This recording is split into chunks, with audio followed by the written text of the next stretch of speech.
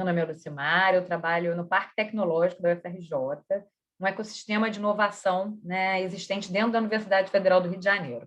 Eu não vou fazer spoiler do parque, porque no meio da minha apresentação eu tenho alguns slides para falar para vocês como é que a gente trabalha, né? E vi aqui, então, compartilhar um pouco com vocês da minha visão sobre ecossistemas e como é que a gente pode, né, facilitar, né, o enfrentamento dos desafios que o mundo, né, tem atualmente. Já não é tão desafios que não são tão novos assim, mas que especialmente agora a gente está mais sensível. Tem alguns slides, então, vamos lá. Já estão vendo? Já? Ah, então tá bom. Sim, Então, Lucimar. maravilha. Eu perco vocês de vista, né? Como vocês sabem. Então, se por acaso alguém levantar a mão, quiser interromper, eu vou pedir que fale, né? Abra o microfone, porque eu só vejo 4 de vocês, né, simultaneamente. Mas eles vão fazer isso depois dos grupinhos. Tá bom, então sem perguntas agora, tá? Combinado. Vamos lá.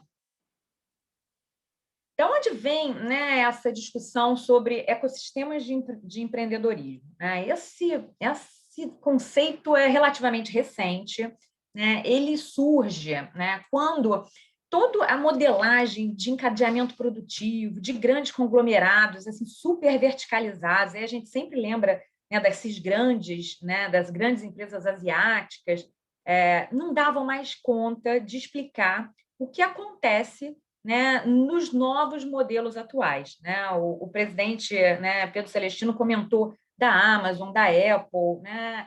São novos arranjos. E aquele antigo jeito de olhar, né, o arranjo empresarial já não explicava mais, porque para que esse smartphone aqui seja, né, o sucesso que é, e a gente não vive sem ele, né, acho que foi o Lucas que falou, né, a gente tem esse aparelho e a única coisa que a gente não faz é usar para, né, para ligação. Às vezes a gente passa dias, né, sem usar ele para uma chamada telefônica. Esse produto, né, ele é tão valioso porque, para além da tecnologia, para além de toda a engenharia, né, que nós participamos no desenvolvimento para criar o dispositivo, tem toda uma estrutura por trás. Né? É preciso ter o aplicativo, é preciso ter conteúdo, então tem que ter o professor lá dando a aula, né, para o aluno, para justificar aquele aplicativo, né, e para tornar esse produto muito valioso. E para a gente, né, entender, então, o que acontece nesse novo paradigma, usando já até uma palavra que foi trazida aqui, a gente se apoia na natureza. Né? A natureza, então, traz lá na biologia, né, essa definição do que é um ecossistema, que é, é algo que define a relação entre os seres e o ambiente. E a partir dessa metáfora, então, a gente vai para o mundo dos negócios, né, e a gente chega nesse ambiente complexo, né, como, né, alguns de vocês mencionaram no início, né, o que antes a gente pensava em década, agora é ano, muito em breve será meses, né, tudo muda numa velocidade muito rápida. Então, para o mundo dos negócios, essa relação de interdependência entre atores, entre stakeholders, sejam eles empresas, fornecedores, concorrentes, governo, né? Aqui a gente tem um volume aí de atores bastante significativo, daqui a pouco a gente vai olhar isso um pouco mais em detalhe. Existe uma relação, uma dinâmica muito forte entre esses diversos elementos. Um não vive sem o outro, exatamente como o ecossistema da natureza. Tem uma hierarquia muito fraca, né? E o dinamismo que, né, já foi apontado aí para vocês como uma característica do tempo que a gente vive. Né? Nessa mesma época, né, onde começa, né, essa inquietação de não conseguir explicar, né, esses novos arranjos de negócio, também surge esse mesmo conceito. Né? A gente está falando do início dos anos 2000. Né? A inovação aberta. Né? Não sei o quanto vocês já ouviram dela, desculpe se eu estiver sendo repetitivo, mas não vou gastar mais do que 2 slides para isso. Esse conceito, né, o que ele vai... Da onde que ele surge? Né? O contexto era, né, que uma empresa ela já reconhece que não seria capaz de deter todos os recursos necessários para inovar na demanda, né, que o mercado impõe, né? Então, o mercado demanda inovação, a empresa sozinha não, né, consegue suprir todos os recursos necessários para continuar ditando, né, o desenvolvimento de novos produtos e serviços. O paradigma anterior ao da inovação aberta, então, antes do ano 2000, era a inovação que a gente chama de inovação funcional, né? Então, a inovação ela estava designada a um departamento, né? O departamento de P&D dentro da empresa era o guardião, né, da agenda de inovação. Se a gente volta um pouquinho mais no tempo, né, o paradigma, né, era o paradigma do inventor individual, né? Aí a gente vai ter o Thomas Edison, né, como o ícone né, dessa era, né?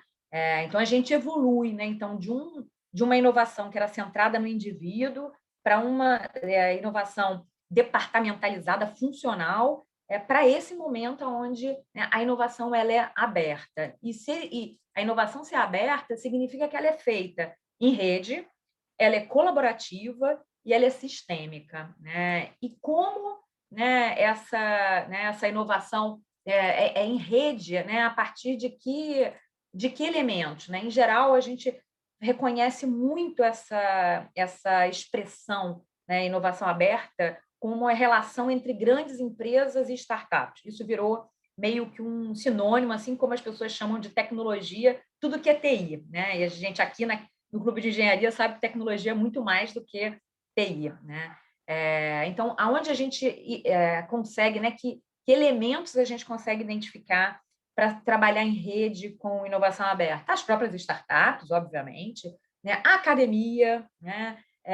Parceiros, e aí entendo dentro de parceiros, clientes, fornecedores, né? Elementos que estejam no encadeamento, o próprio encadeamento produtivo que eu mencionei agora mesmo, né? Profissionais especialistas, então consultores, né? Então entes que são externos à empresa e que interagem junto com os internos, né? Então a inovação aberta também não é fazer tudo fora, né? É fazer, né, a conexão entre quem está dentro com elementos externos à organização, né? E aí a gente chega, né, então, nesse momento, né, desse novo paradigma de uma inovação, de fazer desenvolvimento, construir novas soluções em parceria, a gente também chega naquele momento, né, onde como explicar esses arranjos organizacionais. Aqui eu tenho um esquema para vocês, né, e eu vou olhar, a gente vai olhar ele em detalhe, né, do que hoje a gente pode, né, entender como um ecossistema de inovação. Reconheço que isso aqui é um modelo, e como qualquer modelo, né, ele vai sempre, né, falhar com a realidade, mas ele dá conta, né, de boa parte aí dos stakeholders que a gente comumente encontra num ecossistema de inovação.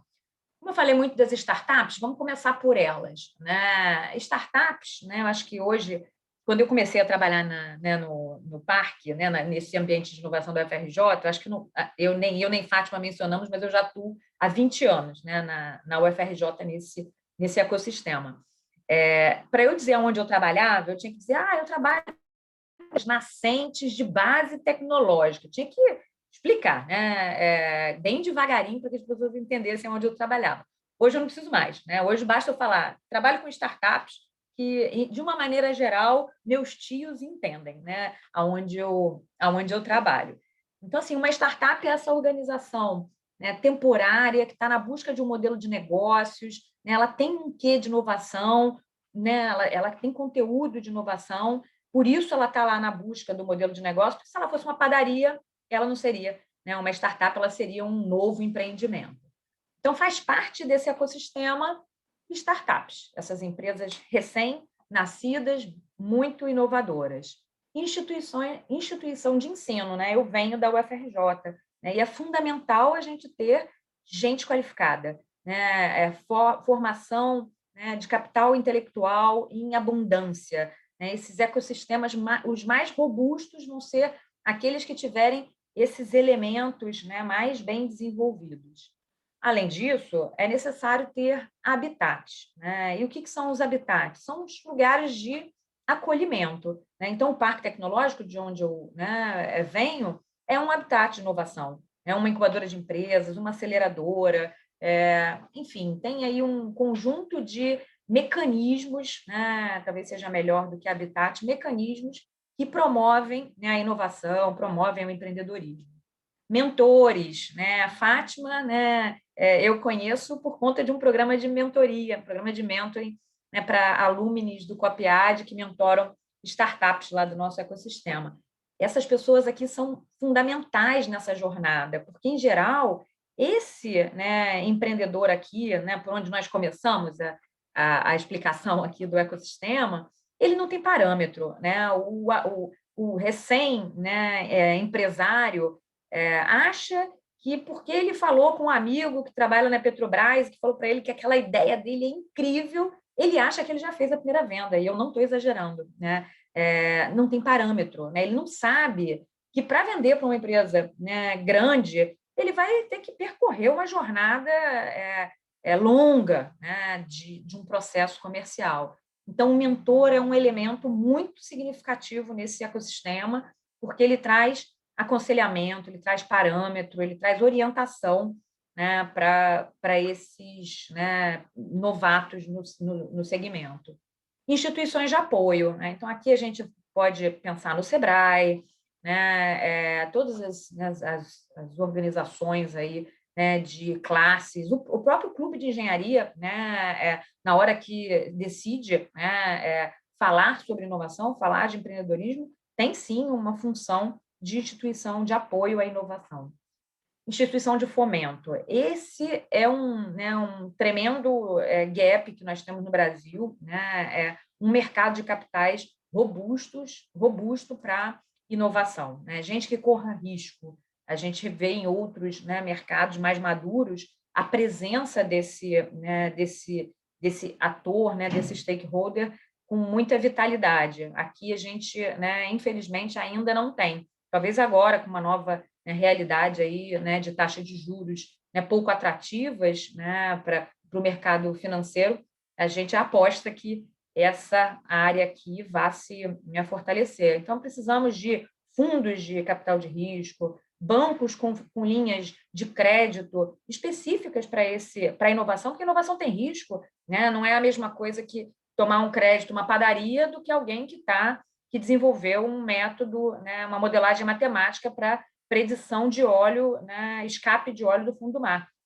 É uma outra, né, realidade aí de potencialidades e de riscos e incertezas. Instituição de pesquisa. Eu venho da UFRJ, onde a gente tem pesquisa e ensino, né, na mesma instituição, mas a gente tem, né, exemplos de instituições que são exclusivamente pesquisa ou exclusivamente de ensino, e sem demérito, né, para nenhuma dessas duas funções, seja uma instituição de ensino mais privada e, né, de um perfil, né, de mais volume, também é fundamental, né? A gente precisa ter, né, gente qualificada, né, em ensino e também em pesquisa. Governo, né? O governo é um elo aqui fortíssimo, né? Seja para, né, alavancar ou para, pelo menos, não criar barreiras, né, para o desenvolvimento, e tanto na esfera federal quanto estadual, municipal. A gente, nos últimos anos, é verdade que houve avanços, né? Existe um marco legal, né, de ciência e tecnologia, fruto de uma lei de inovação de 2005, mas que foi regulada recentemente num decreto de 2018. Nesse último ano, na verdade, nesses últimos meses, na virada do ano, o marco legal das startups também foi aprovado. Então, existem, né, novidades aí regulatórios facilitando compras governamentais e apoios, né, do governo para induzir a inovação. E muitas vezes esse esforço federal ele se replica, né, estadualmente e municipalmente. Prestadores de serviços, né? Precisamos de advogados, precisamos de contadores, né, profissionais que estejam para, né, orientar, né, o processo de inovação. Grandes empresas, né? Falei muito, né, na grande empresa lá no início, né, que descobre que sozinha não iria conseguir fazer, né, todo o desenvolvimento, dar conta de tudo que o mercado exige, né? Então é ela que muitas vezes puxa, né, muito dessa cadeia, né? Os desafios que a grande empresa traz, muitas vezes, é a startup, é a instituição de pesquisa, né, que vai pautar a solução. Investidor anjo, esse é uma especificidade desse grupo aqui, né, do capital. Esse investidor, ele é uma pessoa física, então, em geral, né, é alguém maduro, que tem uma jornada num segmento, né, ou foi um empreendedor bem-sucedido, e que resolve aportar capital e tempo, né? Então, o investidor anjo, ele não só investe financeiramente na empresa, mas ele também se dedica, né? Ele orienta, ele, né, apoia esses novos desenvolvimentos.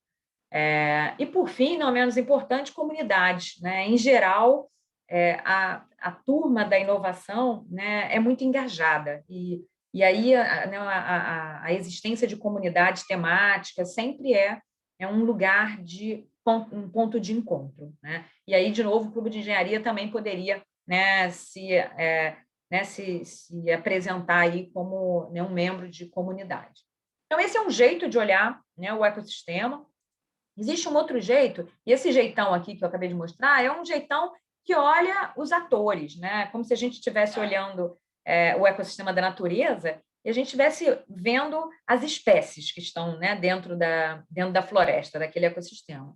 Eu tenho um outro modelinho aqui que vai mostrar para vocês os domínios, né? Então, diferente do outro, que mostrava as espécies, aqui ele vai mostrar as condições, né? Para que um ecossistema seja, né, robusto, ele tem que ter alguns domínios, ele tem que ter algumas condições, né, que são fundamentais para que ele seja pujante. E vocês vão ver que eles têm, né, muita, né, interface com o modelo anterior.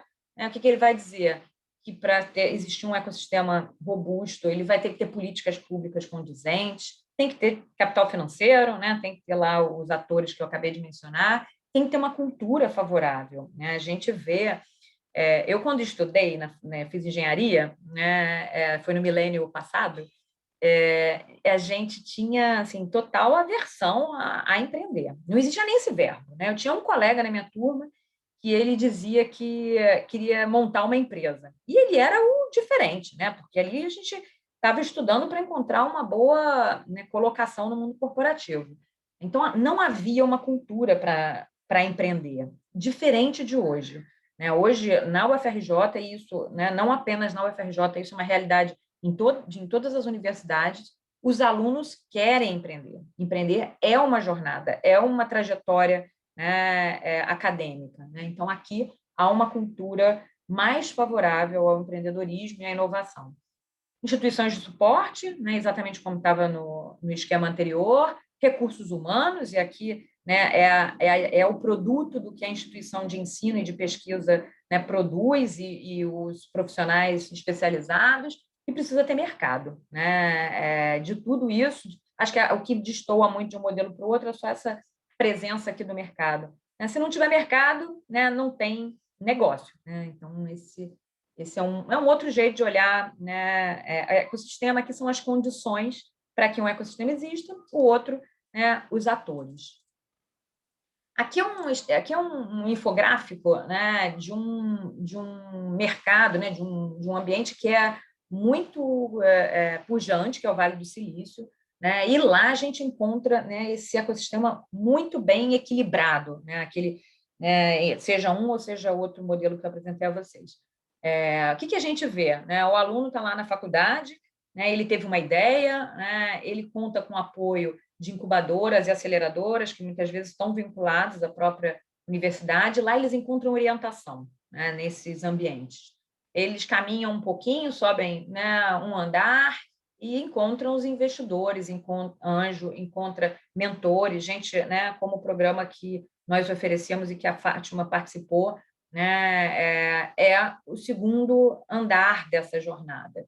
Passou um pouquinho, né, eles já estão, né, um pouco mais seguros do modelo de negócio que estão, né, enfrentando, e vão a banco, tomam crédito ou buscam um investidor de risco, entregam participação dos seus negócios em troca de dinheiro, né, para poder crescer.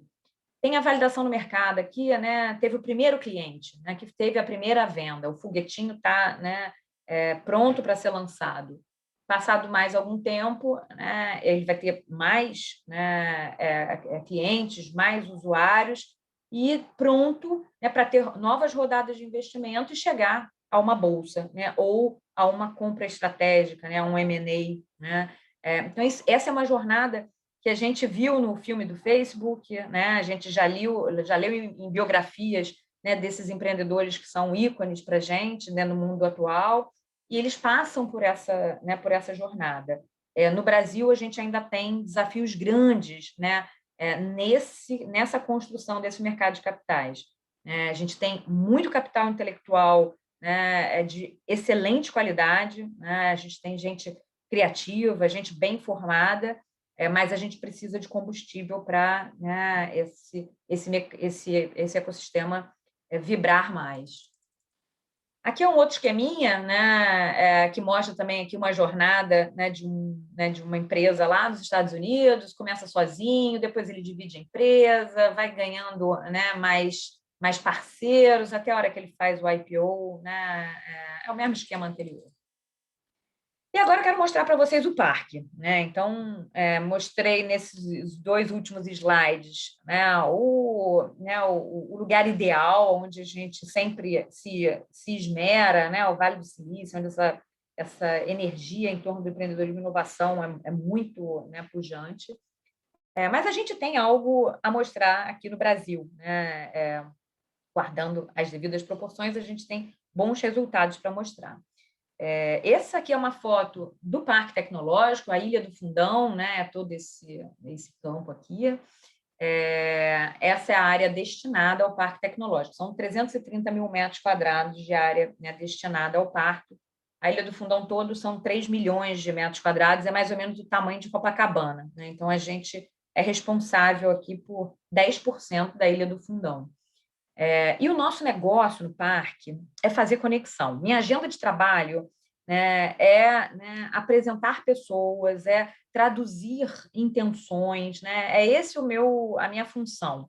A Fátima disse, né, eu sou gerente de uma área que chama articulações corporativas. Então, minha agenda é facilitar a articulação entre empresas e a universidade, entre as empresas e os outros elementos do ecossistema, mas, sobretudo, a UFRJ, né, que né, o parque ele é um parque institucional da universidade.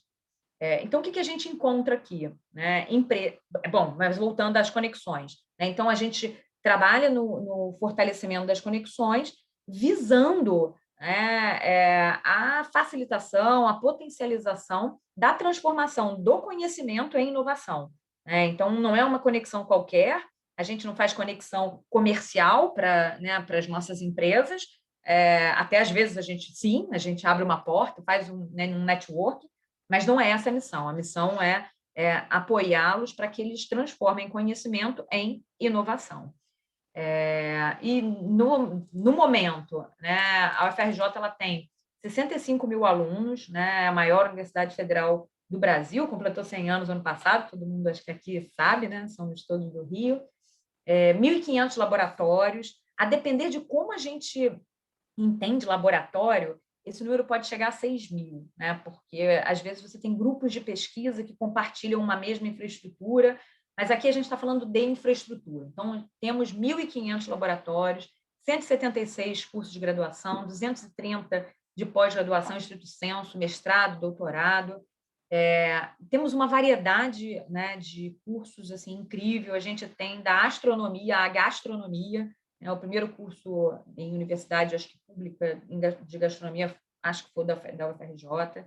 A UFRJ vem sendo apontada, né, por 3 anos consecutivos por esse ranking da Folha como a universidade mais inovadora do Brasil, e muito desse resultado é justificado pela presença do parque, né, por essa mediação que a gente faz, né, para conectar empresas à universidade, para fomentar a inovação. Existem outros rankings que, né, eventualmente, vocês já devem ter ouvido falar. A UFRJ foi eleita também esse ano por um ranking internacional como a melhor universidade do Brasil. Mas, como a gente está falando de inovação, eu destaco esse ranking, que é da Folha, é de Paulista, então a gente ainda fica mais feliz de ter, né, sido eleito por eles. O que a gente tem hoje, né, de empresas residentes no parque, temos 22 empresas, 11 delas são empresas de grande porte, são marcas que vocês conhecem. Então, a Ambev tem um centro de pesquisa no parque, a Dell, Siemens, essas empresas vão para o parque com seus centros de pesquisa, né?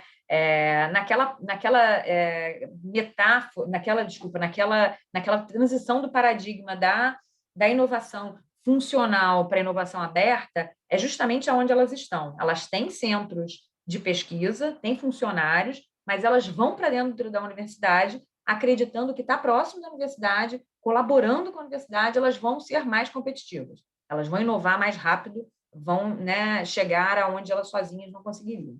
Então, 11 grandes empresas, empresas multinacionais, muitas delas são ligadas à cadeia da energia, né, do petróleo e gás. O parque é muito reconhecido com essa marca, né, do óleo e gás, mas nós não somos exclusivamente desse setor, a gente atua em outros também.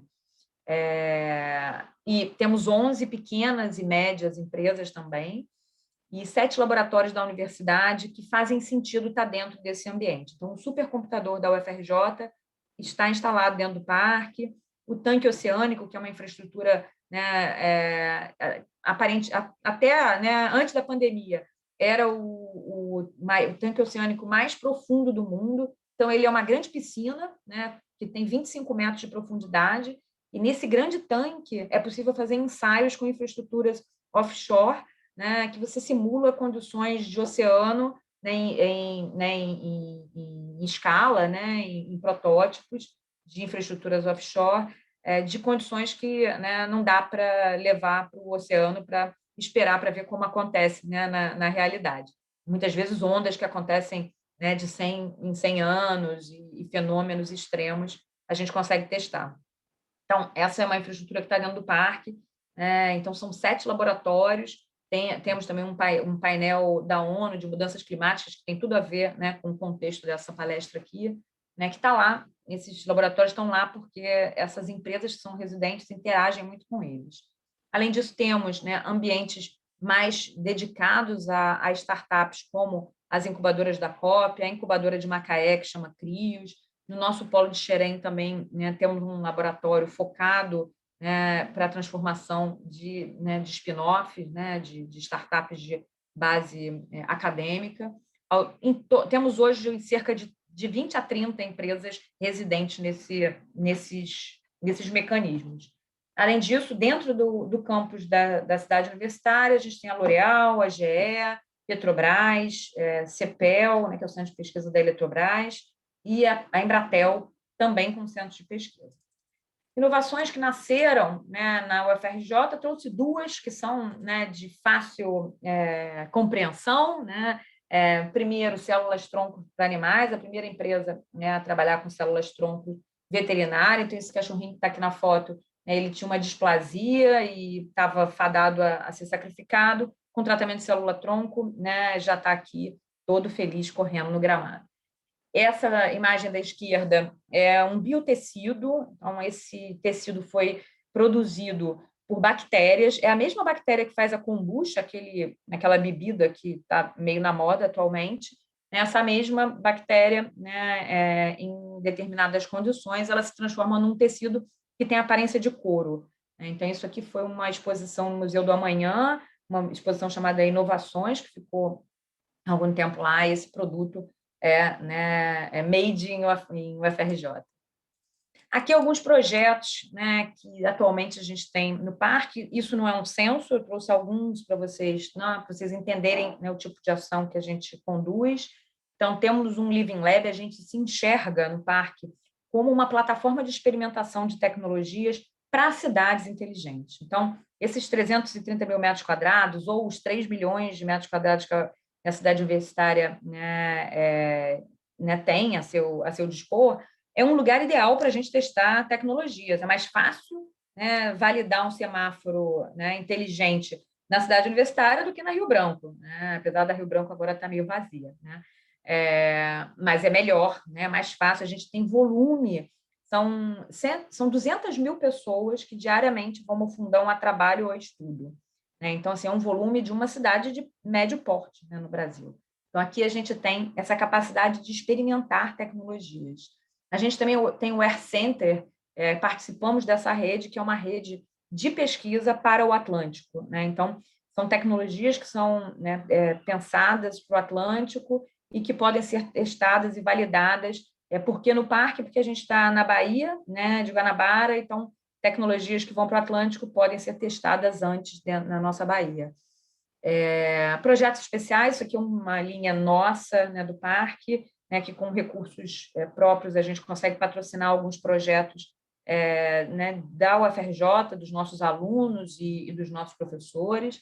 Mano a Mano é um fundo para transformação social, ele é um fundo voltado para empreendedoras em vulnerabilidade social, nasceu no meio da pandemia, então, né, tem não só a questão do investimento, mas também, né, todo um apoio de, né, formação para essas empreendedoras.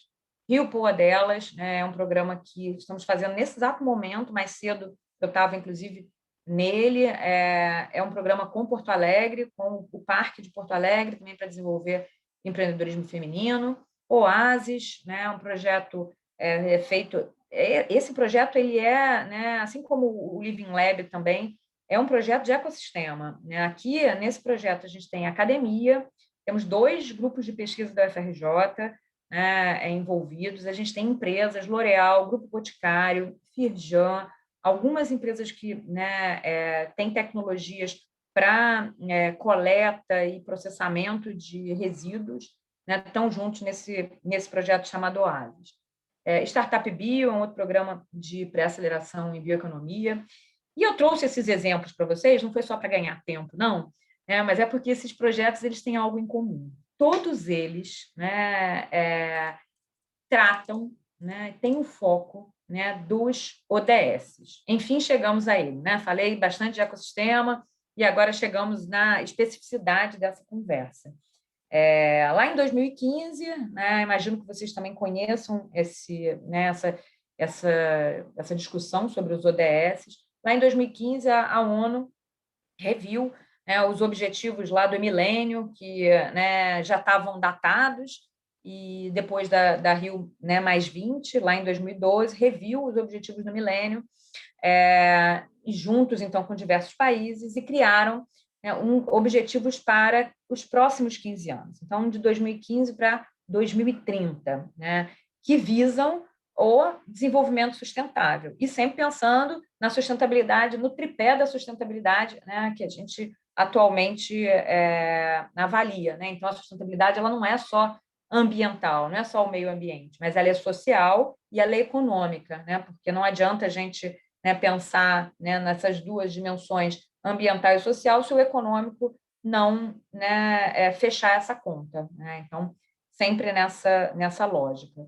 E, né, se a gente olhar, né, por exemplo, o ODS 5, né, que fala de igualdade de gênero, aqui a gente tem, né, claramente o programa lá, o Rio Poa Delas, que é de empreendedorismo feminino, o Mano a Mano, né, que atua com mulheres em vulnerabilidade, o Mano a Mano também atua aqui, né, na erradicação da pobreza, né, uma vez que é para mulheres né, em situação de risco.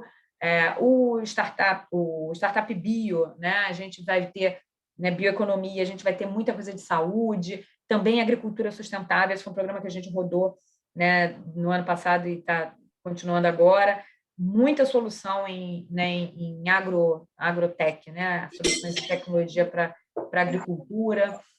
Toda a nossa agenda de inovação do parque, né, está aqui, é o ODS 9, o ODS 8, quando a gente está falando das startups, para a gente ter trabalho, né, mais decente. Esse é um ponto. O parque, eu não trouxe todos os indicadores do parque, mas atualmente, né, são cerca de 1.500 pessoas que trabalham nas nossas empresas residentes. E a presença de alta qualificação nessa mão de obra. Então, a incidência de mestres e doutores né, dentre essas 1.500 pessoas é altíssima, né? Se aproxima às grandes, né, empresas inovadoras aí que a gente, né, vê pelo mundo afora, é o que a gente encontra lá dentro do parque. Então, né, trabalho decente, altamente qualificado, né? Enfim, né, o projeto lá do Oásis, da Baía de Guanabara, né, tem tudo a ver aqui com água, saneamento, né?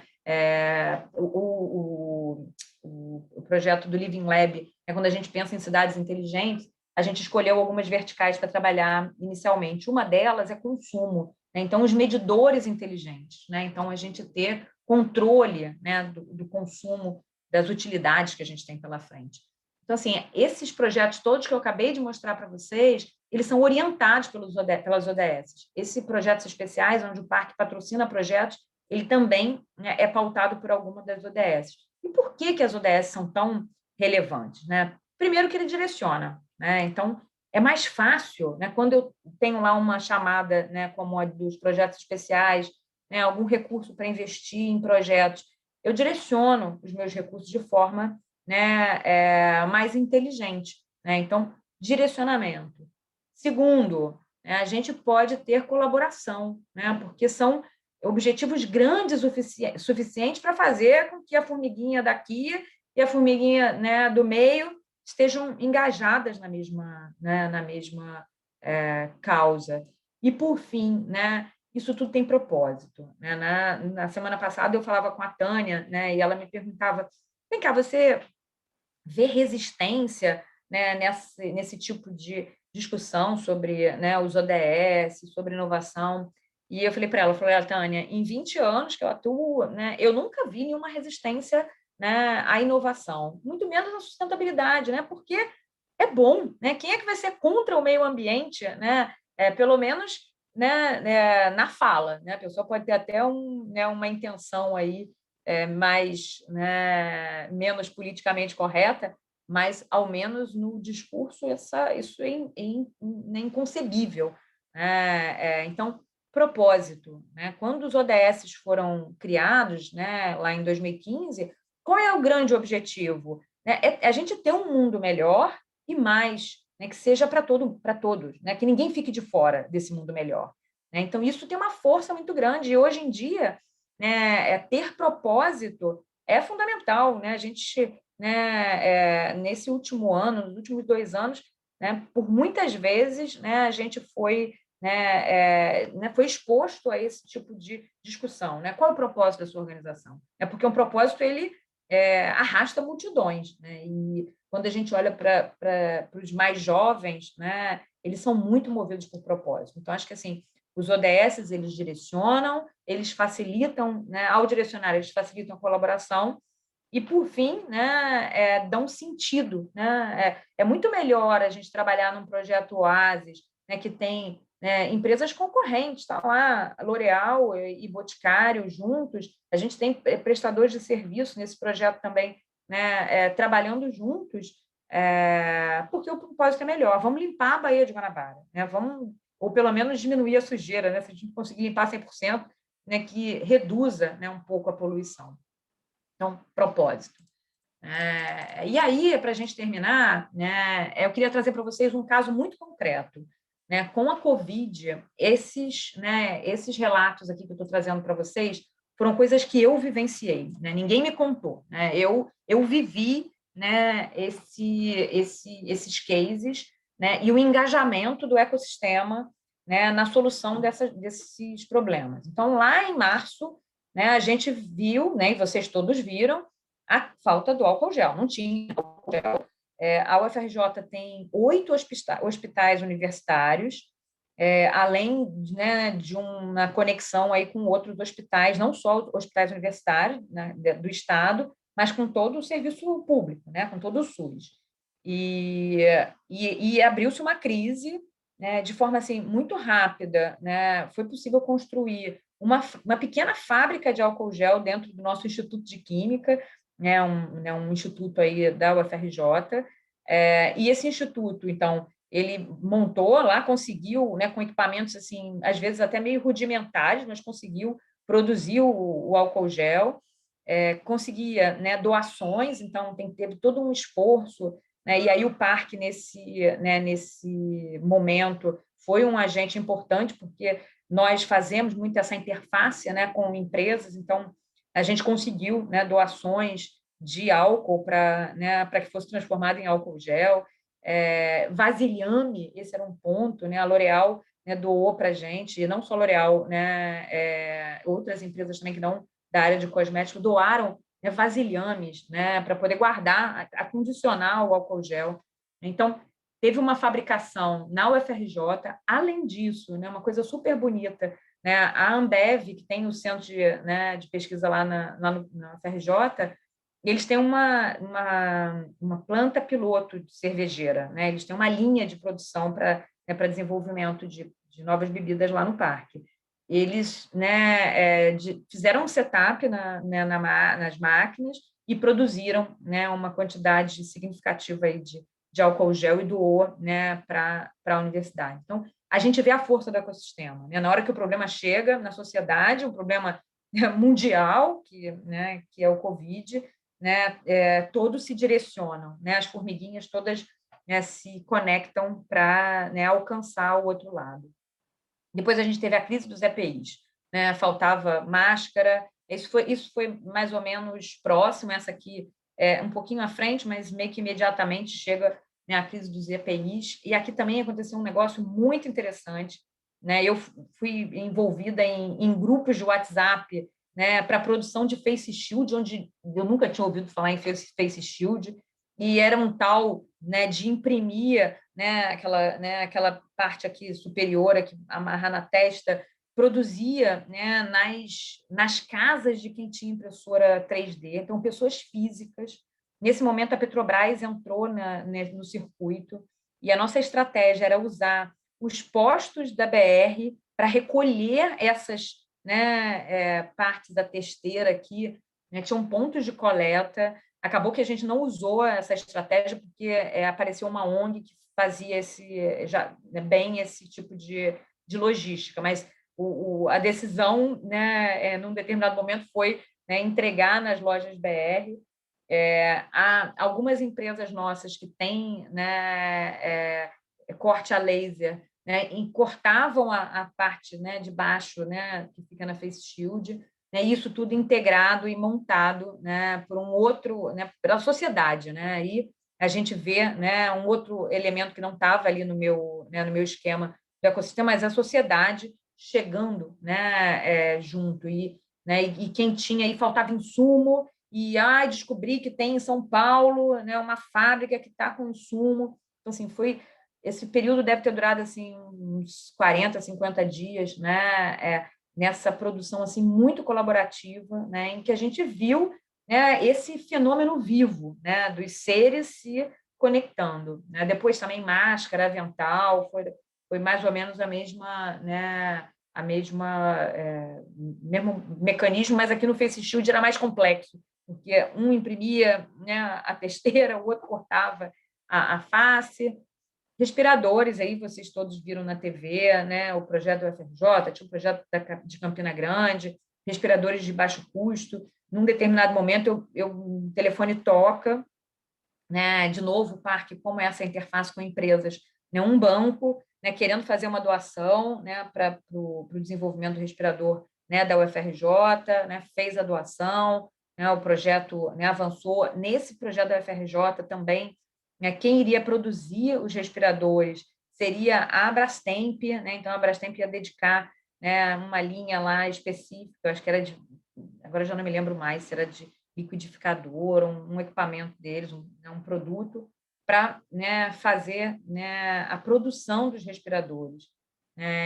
Por último, né, a fábrica de vacinas. Né? A gente viu também aqui, né, a Fiocruz com um consórcio de empresas, né, conseguindo botar, né, a fábrica de pé sei lá, em agosto, eu acho, né, eu tive uma conversa com a Ambev, né, que é a empresa residente nossa, e eles falavam, não, a gente já está botando, acho que foi setembro, outubro, a gente está botando a ordem dos reatores, né, mesmo a vacina não tendo ainda passado por todos os testes, mas a gente vai correr esse risco, porque senão a gente não consegue ter, né, a fábrica em operação em março.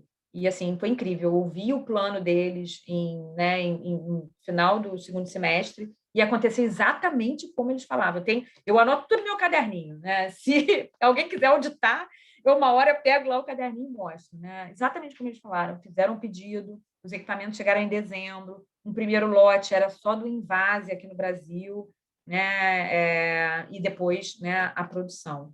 Então, a gente vê que na hora que você tem, né, um objetivo, infelizmente a Covid não é, né, um objetivo nobre, mas na hora que você tem um desafio grande e um problema complexo, né, como os das ODS e a Covid em particular, não dá para ter solução simples, né? A gente tem que usar uma complexidade de solução.